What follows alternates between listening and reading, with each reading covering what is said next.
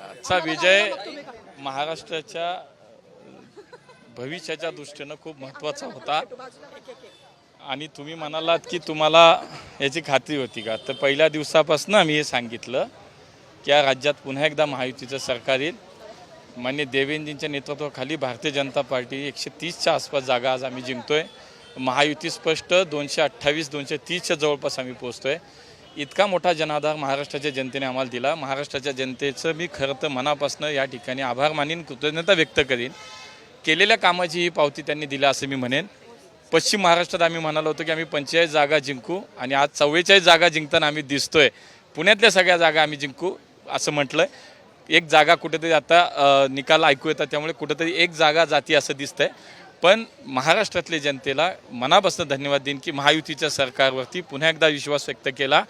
मोदीजींच्या नेतृत्वाखाली या राज्यामध्ये 10 वर्षात झालेलं काम, महायुतीच्या सरकारच्या माननीय एकनाथजी शिंदेसाहेब, माननीय देवेंद्रजी, माननीय अजितदादाच्या नेतृत्वाखाली 2.5 वर्ष झालेलं काम, याची पावती जनतेने दिली आहे. इतकी मेजॉरिटी, थंबिंग मेजॉरिटी, 3/4 बहुमत जवळपास महायुतीला या राज्यातल्या जनतेने दिलं. त्यामुळे मनापासून आम्ही खरं त्या महाराष्ट्राच्या जनतेला अभिवादन करेन. आमच्या सर्व महायुतीच्या कार्यकर्त्यांचंही मनापासून अभिनंदन करतो. कोथरूडकरांनी तुम्हाला 74,000चं लीड दिलं होतं. त्याच कोथरूडकरांनी पुन्हा एकदा चंद्रकांत दादांना सुद्धा 1 लाखाचा संकल्प आम्ही केलता आणि आज कोथरूडचं मताधिक्य 1 लाख पास करते. पुढचं सरकार कसं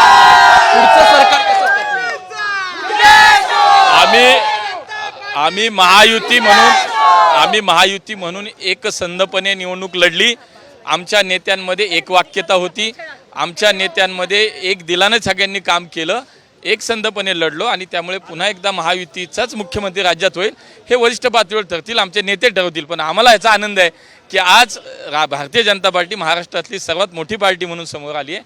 लोकांनी मोठा जनादेश महायुतीला दिला, त्यामुळे पुन्हा एकदा महायुतीचा मुख्यमंत्री होतील. आपण बघू शकतो की खरं तर मुरली अण्णांनी खरं तर हा विश्वास व्यक्त केलेला आहे की पुन्हा एकदा मुख्यमंत्री जो आहे तो महायुतीचाच होणार आहे. एक संघ लढलो, एकत्रित लढलो म्हणून हा विजय झाला आणि हाच विजय पुढे कायम राहून मुख्यमंत्री असेल, उपमुख्यमंत्री असेल, हे सगळे वरिष्ठ पातळीवरचे नेते ठरवतीलच. मात्र आता आनंदाचा, जल्लोषाचा सण आहे आणि उत्सव आहे आणि हाच पुढे कायम राहणार आहे. कॅमेरामन किरण काजे, अक्षय बडवे, साम टीव्ही न्यूज, पुणे. देश विदेशातील प्रत्येक घडामोडींचे लाईव्ह अपडेट मिळवण्यासाठी आता साम टीव्हीच्या सर्व सोशल मीडिया प्लॅटफॉर्मला लाईक, फॉलो आणि सबस्क्राईब करा. तसंच सर्व नोटिफिकेशनसाठी बेल आयकॉन प्रेस करायला विसरू नका.